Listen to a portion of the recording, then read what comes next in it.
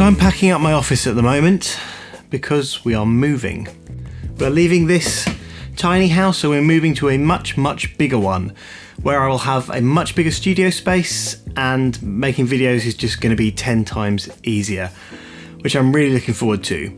But unfortunately, this does mean we have to leave London because in London, all the houses cost upwards of $1 million. To get a big house, you need to move somewhere else. So we are moving across the country to Bath, which is actually not really that far. It's about an hour and 20 minutes on the train into the centre.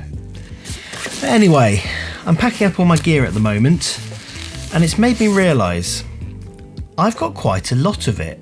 There are a load of videos around claiming that gear doesn't matter at all. And I've been lumped into this category too by many people due to some things I've said in previous videos. Stop buying gear.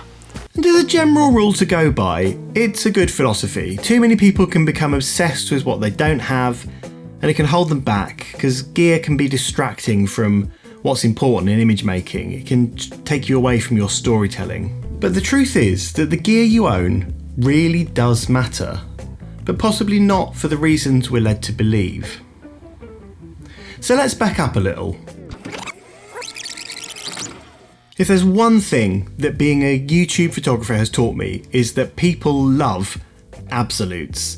There's a pressure to pick a side on this issue. Are you gear doesn't matter or are you team gear is great? But I think it's more nuanced than that. And I want to make it clear that I'm not talking about specific needs here. I'm not talking about wedding photographers who need 2 card slots and more than one camera, or sports photographers that need telephoto lenses. That is all a given.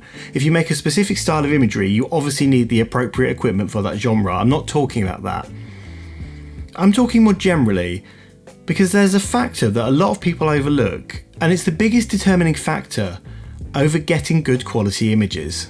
My favourite walk-around camera of the moment is my Leica Q2. I really love this camera, but often if someone shoots a Leica, they get labelled as a bit of a poser or a hipster. But Cartier-Bresson shot on a Leica, Robert Capa did, Joel Meyerowitz shoots on a Leica, Fred Herzog, many respected photographers shoot on Leicas. But when Cartier-Bresson caught that decisive moment, his gear did matter.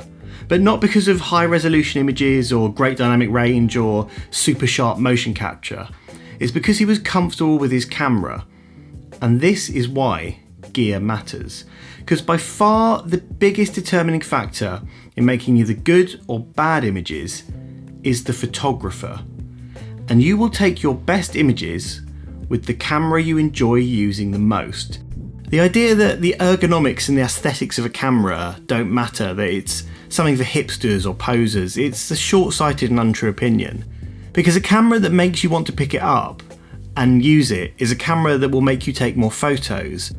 And the camera that makes you take more photos with it gives you more practice both in using the camera and in making images.